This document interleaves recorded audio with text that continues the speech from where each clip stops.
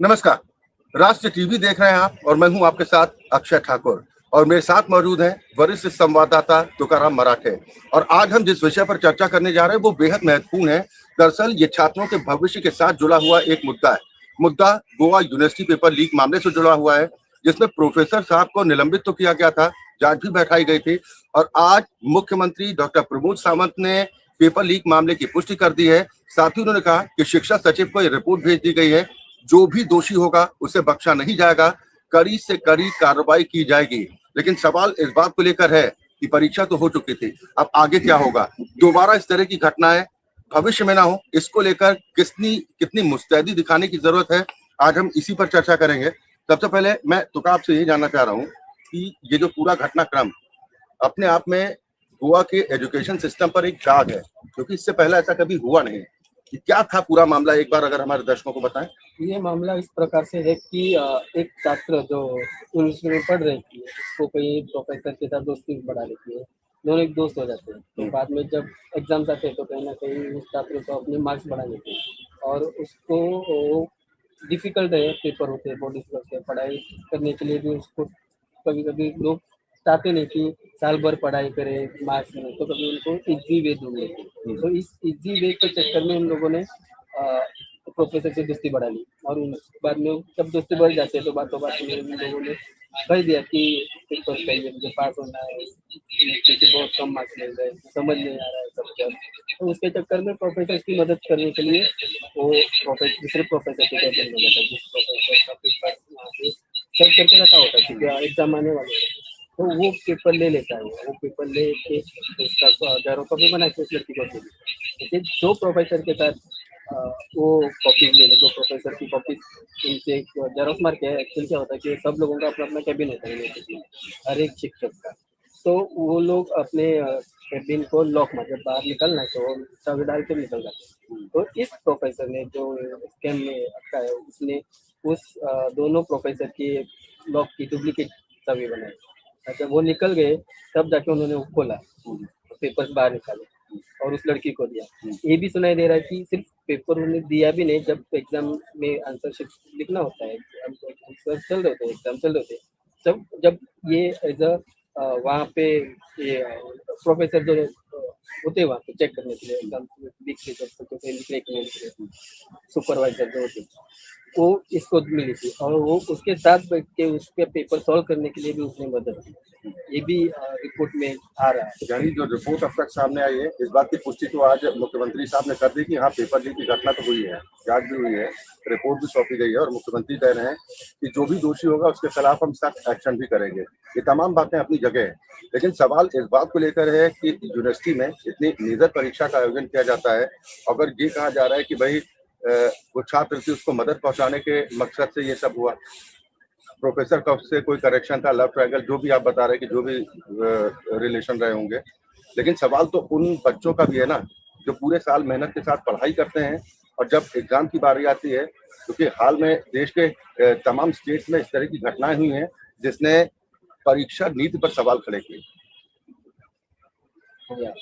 इसीलिए तो जब पेपर लीक होता है तब बहुत सख्त कार्रवाई सरकार करती है, तो पुलिस है वो करती है, क्योंकि पेपर लीक करना यानी जो मेहनत कर रहे हैं उनकी मेहनत पे पानी फेंकने जैसा होता है। क्योंकि वो साल भर बच्चे मेहनत करते हैं, कोई दूसरे विद्यार्थी जो है वो कहीं ना कहीं से पेपर चुरा लेते हैं या फिर कोई जगह खरीद लेते और एक दिन के अंदर उस पेपर में सब कॉपी करके जैसे आंसर वैसा रट्टा मार के लिख के पास हो जाते हैं। एग्जाम के पहले सोशल मीडिया पर भी पेपर लीक हो चुका था? नहीं, सोशल मीडिया पे नहीं, लेकिन ये घटना तब सामने आई जब प्रोफेसर, जिसके प्रोफेसर के कैबिन में उसने जाके पेपर निकाला था, उस प्रोफेसर ने जब सीसीटीवी चेक किया तो उसको वो जो प्रोफेसर लीक में शामिल है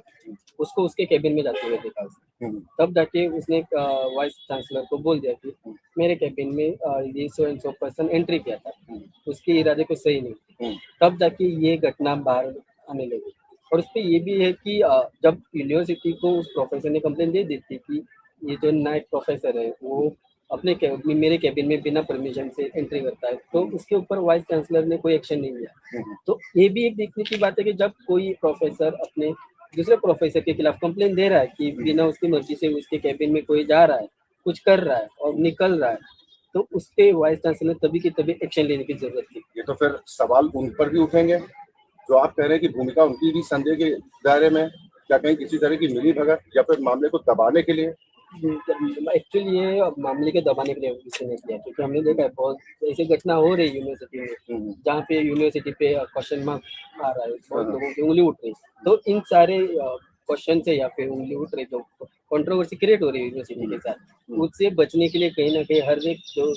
कंट्रोवर्सी यूनिवर्सिटी में आ रहा है उसको दबाने की कोशिश हो रहा है। हमने इससे पहले भी देखा कि कुछ पिछले दिनों में जहाँ पे जो बच्चों को एक कल्चरल इवेंट में इनर वेयर के में ऑफ करने के लिए बोल देते परेड कराएंगे, तो उसको भी कहीं ना कहीं उन्होंने दबाने की कोशिश की थी, लेकिन वो भी जब फरवरी की घटना तब जाके जुलाई में बाहर आता है। तो ये भी मामला 17 मार्च 2025 का है। हाँ, जब उसके बाद एक फैक्ट फाइंडिंग कमेटी बनाई गई थी जिसमें कई लोगों को शामिल किया गया था। कितने दिनों में रिपोर्ट देने को कहा गया था? एक्चुअली 3 महीना इनको दिया था, 3 महीने के अंदर पूरी जांच करे और जो भी रिपोर्ट में वो सामने रखे, क्योंकि उनको ये भी चेक करना था कि जो स्टूडेंट को उसने पेपर दिया है उसके पहले के जो आंसर्स थे और जो पेपर जिस पेपर के बारे में जिसके बारे में इंफॉर्मेशन है, तो उस पेपर के जो आंसर्स थे या फिर मार्क्स थे उनको भी उनको कंपेयर करना पड़ता है। ऐसा ना हो कि अगर उसको पेपर ही ना मिले तो उसने बल पर किसी का नुकसान भी ना हो। तो वो सब उन लोगों ने जांच किया। उन लोगों ने दोनों जो जिसके नाइक जो प्रोफेसर है कंट्रोवर्शियल जो दूसरे प्रोफेसर के कैबिन में गया था, उनसे भी पूछताछ किया गया, सीसीटीवी भी देखी गई और उनके जो रिलेशन थे वो भी सब फाइंड करके 3 महीने के अंदर एक कमेटी ने रिपोर्ट। अब तो मुख्यमंत्री ने भी खुद इस बात की पुष्टि कर दी है ना कि हाँ पेपर लीक की घटना हुई है। हम रिएक्शन भी अपने दर्शकों को सुनाते हैं कि जब आज मुख्यमंत्री डॉक्टर प्रमोद सावंत से इस पूरे विषय को लेकर उनसे ये सवाल पूछा गया, तब उन्होंने क्या कहा, ये हम आपको सुनाते हैं।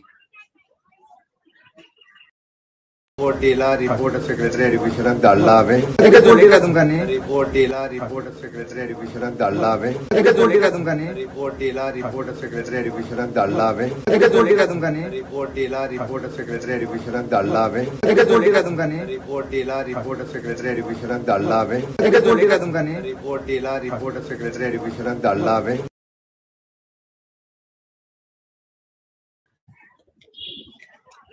यहाँ तो मुख्यमंत्री डॉक्टर प्रमोद सावंत को सुन पा रहे थे आप। हालांकि कोंकणी भाषा में उन्होंने जवाब दिया है, लेकिन जो कहना चाह रहे थे, अब थोड़ी कोंकणी भाषा तो हमें भी समझ में आने लगी है, और उसमें वो यही कह रहे थे कि जो रिपोर्ट है वो शिक्षा सचिव को भेज दी गई है और इस पूरे मामले में जो भी दोषी होगा उसके खिलाफ कड़ी से कड़ी कार्रवाई करेंगे। अब एक जो महत्वपूर्ण सवाल तुका यहाँ पर इस बात को लेकर है कि आगे इस तरह की स्थितियां ना हो, इसको लेकर अब क्या नियमों में और बदलाव किए जाने की जरूरत है, क्योंकि छात्रों के भविष्य का सवाल है। जी हाँ, मेन तो क्वेश्चन ये होता है कि जब एक प्रोफेसर के कैबिन में दूसरा प्रोफेसर बिना परमिशन को एंट्री कर रहा है, तो जो सिक्योरिटी लैप्सेस है वो सामने आ रही है। ये एक मोस्ट कंसर्निंग इशू यूनिवर्सिटी का हो सकता है, क्योंकि अगर कोई भी प्रोफेसर किसी के कैबिन में जा रहा है वो कुछ भी कर सकता है। ये तो एक प्रोफेसर आज जाके 2 पेपर दिए, ऐसे बहुत सारी जगह पे भी हो सकता है जो बाहर भी ना आए हो। अगर इस तरह से सिक्योरिटी लैप्सेस हो रहे तो इसके ऊपर कहीं ना कहीं वाइस चांसलर यूनिवर्सिटी ने एक्शन लेनी चाहिए और हर एक को अलग से अगर कैबिन मिला है तो उसकी जो प्राइवेसी होती है वो प्राइवेसी मेंटेन करनी चाहिए। उसके बाद जो हम देख रहे हैं कि विद्यार्थी जब एग्जाम दे के पास आउट मतलब कॉलेज से पास होकर यूनिवर्सिटी में जाते हैं, तो उसके बाद उनकी जो भी मार्क्स होते हैं या फिर जो भी आंसर शीट्स होते हैं और उनकी पढ़ाई की जो भी व्यवहार है वो यूनिवर्सिटी में आने के बाद अगर एक पल में बढ़ जाता है ऊपर, जो स्टूडेंट पहले कहीं ना कहीं 75% मार्क्स ले रहा था वो 2 दिन के अंदर एक ही एग्जाम में डायरेक्ट 95 पे पहुंच जाता, तो उसके ऊपर भी जो प्रोफेसर है टीचर्स है उन्होंने सोचने का कि एक एग्जाम के अंदर कितने मार्क्स हाई कैसे जा सकते हैं, परसेंट इतना जम कैसे जा सकता है, क्योंकि एक दिन में चमत्कार तो नहीं होता, क्योंकि एग्जाम्स में चमत्कार तो होते ही नहीं है। तो उसके ऊपर भी टीचर ने हर एक स्टूडेंट पे नजर रखनी चाहिए कि अगर कोई ऐसा घटना घट रहा है किसी स्टूडेंट के मार्क्स में एक जम से जम दिखाई दे रहा है तो वहाँ पे भी उन्होंने पूछताछ करनी चाहिए। बिल्कुल, लेकिन जो गोवा यूनिवर्सिटी का हम जिक्र कर रहे हैं कि गोवा यूनिवर्सिटी में जिस तरह के घटनाक्रम हाल के दिनों में हुए, या ये पेपर लीक की घटना हो या फिर अभी जिस स्टूडेंट की परेड कराने की बात हो कि अंडर गारमेंट्स में उसकी परेड करा दी जाती है, तो इसका मतलब ये है कि जो वाइस चांसलर है उनका किसी तरह का कोई कंट्रोल है नहीं, वहाँ पर मनमानी चल रही है और वो सिर्फ रस्म अदायगी के लिए। जी हाँ, क्योंकि वाइस चांसलर बहुत सारे ऐसे एलिगेशंस भी हुए जहाँ पे उनको बाहर के जो प्रोफेसर है गोवा के बाहर के उनको गोवा में लाने के लिए एलिज किए गए कि गोवा में इतने सारे प्रोफेसर ऑलरेडी है, उनको जॉब्स नहीं दे रहे, लेकिन फिर भी बाहर के लोगों को लेकर आए। तो ये भी एलिगेशन के ऊपर हो रहा है। इसके बाद हमने और एक एलिगेशन देखा गया था कि जहाँ पे रैंक्स जो यूनिवर्सिटी के नीचे जाते हुए दिख रहे हैं, वहाँ पे भी वीसी कोई कार्रवाई नहीं कर रहा था कि जो एक रैंक होते हैं यूनिवर्सिटी का उसके बढ़ाने के लिए। तो ऐसे बहुत सारे एलिगेशन वीसी पे भी हो रहे हैं। तो इसके ऊपर भी सरकार ने एक टीम गठन करनी चाहिए जहाँ पे इस सब पे जांच हो जाए कि अगर रैंक उतर रहा है नीचे तो किस वजह से उतर रहा है, कहाँ कमियां आ रही है। बिल्कुल, कहीं ना कहीं कुछ लैप्स तो होंगे जिसकी वजह से ये परिस्थितियां हो रही हैं। अगर वाइस चांसलर का कंट्रोल नहीं है तो सरकार को इस पर भी फोकस करना होगा। हालांकि गोवा की बात की जाए तो यहाँ पर अब गोवा को नए गवर्नर मिल चुके हैं। गवर्नर की भूमिका भी बहुत महत्वपूर्ण होती है। अब क्या उम्मीद करें कि नए गवर्नर के साथ अब ये जो तमाम आरोप हैं इसको लेकर कुछ और ठोस कदम देखने को मिल सकता है? एक्चुअली उम्मीद तो स्टूडेंट को उसी बात की है क्योंकि जब गवर्नर सबसे ऊपर होता है यूनिवर्सिटी में, कोई भी यूनिवर्सिटी जब गवर्नर होता है तो गवर्नर काउंसलर होता है, उसके बाद वीसी आता है। तो उस समय जब काउंसलर गवर्नर है तो उन्होंने एक कदम उठानी चाहिए कि अगर मैं हेड कर रहा हूँ यूनिवर्सिटी को तो मेरे अंडर जो प्रोफेसर है या फिर वीसी है, रजिस्ट्रार है, बाकी के सारे स्टूडेंट्स भी होते हैं, टीचर्स भी होते हैं, तो उनका जो दर्जा है पढ़ने का या फिर यूनिवर्सिटी का जो रैंकिंग है वो ऊपर कैसे लेके जाए। और जो भी एलिगेशंस आज यूनिवर्सिटी पे लग रहे हैं तो उन एलिगेशन को क्लियर कैसे किया जाए। अगर कोई गलती कर रहा है तो उस गलती से उनको सजा किस तरह से देनी है, जांच कैसी करनी है, इन सब मुद्दे पे गवर्नर ने एक कदम उठाना चाहिए। और जो यूनिवर्सिटी के ऊपर की आजकल इतने क्वेश्चन मार्क्स आ रहे हैं उनको दूर करने की कोशिश गवर्नर ने करनी चाहिए। मुख्यमंत्री डॉक्टर प्रमोद सावंत साहब के सामने कितनी बड़ी चुनौती आप देखते हैं? क्योंकि एक तरफ एजुकेशन को प्रमोट करने को लेकर वो तमाम प्रयास कर रहे हैं। इसका पहले भी हमने जिक्र किया कि जिस तरह से ट्रेंड हुए थे सोशल मीडिया पे स्कॉलरशिप स्कीम को लेकर कि उनकी वाहवाही जमकर हो रही थी, और उन्होंने भी कहा कि हम चाहते हैं कि गोवा की एजुकेशन पॉलिसी जो है वो इतनी बेहतर हो जो एक मैसेज के तौर पर पूरे भारत में जाए। तो ये दाग नहीं है? इस तरह की घटनाएं अगर होती रहती हैं और उस पर कोई कंट्रोल नहीं होता है, कितनी बड़ी चुनौती आप मुख्यमंत्री के सामने देखते हैं? मुख्यमंत्री हमने बहुत बड़ी चुनौती है क्योंकि उनको ये सारे एलिगेशन से बच के यूनिवर्सिटी का जो रैंकिंग है उसको दूर करना है। उनके पास ये भी एक बहुत बड़ी चुनौती होगी कि जो स्टूडेंट्स आजकल नए नए टेक्निक्स लेके आ रहे हैं यूनिवर्सिटी में, चाहे फिर चीटिंग का हो,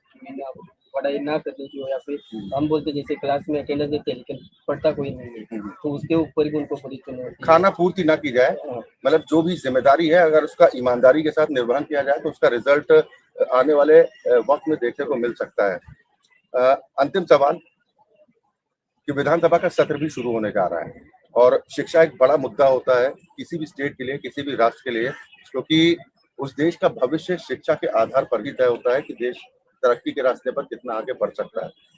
क्या आपको लग रहा है कि इस मामले की गूंज विधानसभा सत्र में सुनाई दे सकती है? जरूर जरूर, क्योंकि 3 महीने पहले जब ये इंसिडेंट बाहर निकला था तब सब अपोजिशन ने सरकार के ऊपर निशाना साधा था। उन्होंने एजुकेशन सिस्टम पे भी साधा था, उन्होंने वीसी पे भी साधा था, उन्होंने सीएम पे भी साधा था क्योंकि सीएम नहीं एजुकेशन डिपार्टमेंट को एजुकेशन मिनिस्टर का सीएम ही है। तो अगर 3 महीने पहले जब एक बारी छोटा सा जब हम जो बोलते हैं हम बवाल निकले थे इस केस के ऊपर, तब इतना बड़ा बवाल अपोजिशन ने किया था, तो आज उसका रिपोर्ट आ रहा है और उस रिपोर्ट में कह रहे हैं कि जो प्रोफेसर है वो इन्वॉल्व है, पेपर लीक हुआ है, स्टूडेंट को पेपर मिला है, दोस्ती के बदले कई पेपर लीक हो रहे हैं। तो ये मुद्दा असेंबली में जरूर आएगा। दोस्ती के चक्कर में शिक्षा व्यवस्था को दांव पर लगा दिया प्रोफेसर साहब ने, लेकिन क्या सिर्फ निलंबन तक ही इनका मामला सिमट कर रह जाएगा या कोई ऐसी मैसेजिंग कार्रवाई के जरिए भी होगी प्रोफेसर साहब के खिलाफ, शायद प्रोफेसर नाइक करते हैं कि एक कहीं ना कहीं एक मिसाल के तौर पर हो कि दूसरा कभी आने वाले वक्त में इस तरह की गलती ना करे? उम्मीद तो वही है ताकि ये जो घटना घटी है आने वाले समय में फिर से ना घटे, क्योंकि जैसे जैसे नए स्टूडेंट्स आते जाएंगे वैसे वैसे नए उनके टेक्निक्स भी आते जाएंगे पास होने के लिए। हमने देखा है कि बहुत सारे स्टूडेंट्स चीटिंग करने के लिए भी बहुत सारे टेक्निक्स लेके आते हैं, क्योंकि जो पुराने थे वो जब पकड़े जाते तो उससे सीख के वो नए टेक्निक्स लाते हैं। तो उससे बचने के लिए भी प्रोफेसर को एक तैयार होना होगा उनको भी स्टूडेंट जैसे जैसे टेक्निक बढ़ रहे तो उनको भी वो पकड़ने के लिए उनके भी टेक्निक्स प्रोफेसर को बढ़ाने होंगे, इम्प्रूव करने होंगे। और ऐसे जब घटना घटते तो उससे सीख लेके वीसी ने भी एक स्टेप कदम लेके सारे प्रोफेसर और जो आने वाले प्रोफेसर थे उनको भी एक चेतावनी देनी चाहिए कि ऐसी घटना यूनिवर्सिटी में फिर संभाली नहीं जाएगी या फिर उनको टॉलरेट नहीं किया एक जाएगा। कहावत के साथ अंत भी करते हैं अपनी इस चर्चा का कि गुरु गोविंद दो खड़े काके लागू पाए, बलिहारी गुरु आपने गोविंद दियो बताए। लेकिन अगर पेपर बता दिया गुरु जी ने तो बाकी छात्रों के साथ अन्याय कर दिया, उनके भविष्य को दांव पर लगा दिया। बहुत शुक्रिया तो का इस पर तमाम चर्चा और बातचीत के लिए। तो बड़ा सवाल इसी बात को लेकर उठ रहा है कि हाल फिलहाल में गोवा यूनिवर्सिटी में जिस तरह की घटनाएं देखने को मिली हैं, चाहे वो एक छात्र की अर्धनग्न अवस्था या फिर कहें अंडर गारमेंट्स में परेड कराए जाने से जुड़ा हो या फिर पेपर लीक से जुड़ा हुआ मुद्दा हो, ये मुद्दा वाकई में बेहद गंभीर है। अगर इस तरह की परिस्थितियां निर्मित होती हैं तो एजुकेशन सिस्टम पर गोवा के बट्टा तो लगेगा ही, साथ ही देश दुनिया में गोवा की साख भी खराब होगी। उम्मीद करते हैं कि आने वाले वक्त में गोवा के मुख्यमंत्री डॉक्टर प्रमोद सावंत और यहाँ के नए गवर्नर साहब इस पर थोड़ा फोकस करेंगे ताकि बच्चों के भविष्य के साथ खिलवाड़ ना हो। इस खबर से जुड़ा पल पल का अपडेट हम अपने दर्शकों तक लगातार पहुंचाते रहेंगे। आप जुड़े रहिए राष्ट्र टीवी के साथ।